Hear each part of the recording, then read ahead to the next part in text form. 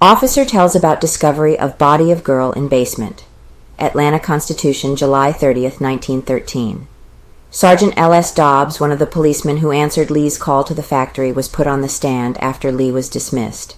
He told of the call at about 3:20 a.m. on April 27th, and of how he and Officers Anderson and Brown, with Boots Rogers, an ex-county policeman, and Britt Craig of the Constitution, went to the factory and found the body.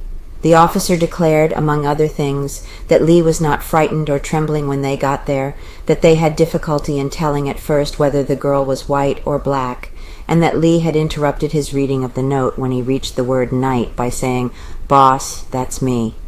Sergeant Dobbs went into detail about the cord around the girl's neck, and also the torn piece of underclothing tied loosely around the neck over the cord. He declared that the rope and piece of cloth exhibited were very similar to those he saw that morning, but would not swear they were the identical ones. Knew she was white. "I couldn't tell at first whether the girl was white or black and had to turn her over," he stated, "and when I saw her white skin on her body where her clothes were torn and when I brushed the dust off her face, I knew she was white. There was some blood on the back of her head, and it was dry on the outside and moist near the skull where I placed my hand," he continued. "A cord was tied so tightly around the neck that it had cut into the flesh, and over that a piece of underclothing was tied, but it was not at all tight. I accused Lee of doing it or of knowing who did," the officer went on, "and I looked around and saw a couple of notes after I had poked this stick of mine into the sawdust. They read about like this." He had started to repeat the notes when the solicitor stopped him, and it was at this point that he testified that the cord and piece of cloth exhibited were very similar to those he had seen that morning. "There was not much blood about the hair," he replied in answer to the solicitor. "Was it moist or dry?" "Dry on the outside and moist near over to tell whether she was white the roots of the hair where I put my hands." "Was it a damp or dry place where you found the body?" "Well, rather damp," identifies murder notes. Dobbs then identified the murder notes and also the scratch pad which he found near the body, one note at the foot and another near the girl's head. "Did you know who this girl was?" "No, but I learned later she was Mary Fagan."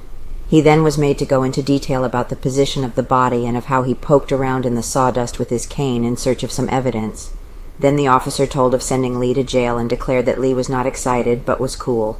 Solicitor Dorsey then had the officer go into detail about the drawing, and Mr. Rosser made strenuous objections to this, but Dorsey won his point, and Sergeant Dobbs finally declared that the drawing was perfect as far as he knew. Mr. Rosser then took up the cross-examination and asked a number of questions about the picture, making the officer look away from it while answering. The attorney seemed to be doing his best to discredit the drawing. "Was Lee excited?" he suddenly queried. "No." "Could you tell if the girl was white or black right at once?" "No, I could not." "Didn't you have to turn the body or black?" "Yes." Reason for questions. Lee had previously testified that when he saw the body and got close enough to convince himself that it was really the body of a person and not a dummy placed there by some boys to frighten him, that he could tell by the frizzy hair and white spots on the face that she was a white girl, and the attorney seemed to wish to start proof that Lee had either approached much closer to the body than he had said he did, or else knew something more about the affair than he had told. Mr. Rosser then made Dobbs go over the detail of finding the notes, and also of finding the girl's missing shoe and hat, and of the fact that the ribbon upon the hat was gone when he found it. "Did the body look like it had been dragged, and did there show any traces on the ground where it might have been dragged?" asked Mr. Rosser. "Yes, sir. The body looked somewhat like it had been dragged by the feet and with the face down, and I thought I found evidence of where something like a body had been dragged from the elevator shaft to the place where the body lay." Did not appear excited. Mr. Rosser again took up the question of whether or not the officer believed Lee was excited when he came in. Again Dobbs declared Lee did not appear excited. "From where Lee showed you he first saw the body, could it really have been seen?" "I think so." "Didn't you swear before the grand jury," said the attorney, probably meaning the coroner's jury, "that Lee could not have seen the body from where he told you he did see it?" Sergeant Dobbs declared that he did not believe that he had said that before the coroner's jury. "I thought I saw marks where a body had been dragged from the elevator shaft to where the dead girl lay," he answered to the next question. Produces stenographic report.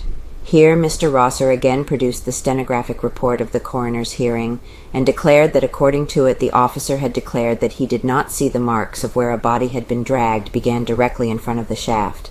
As Lee had previously stuck out against what the stenographer had transcribed, so did the officer, and despite the production of the sworn notes of the court stenographer, the officer held to his original statement and declared that he had at first declared that the marks of a body being dragged had begun in front of the shaft, and that he had said that all along. Sergeant Dobbs then told of finding the staple pulled off the back door of the basement and the bar being pulled back.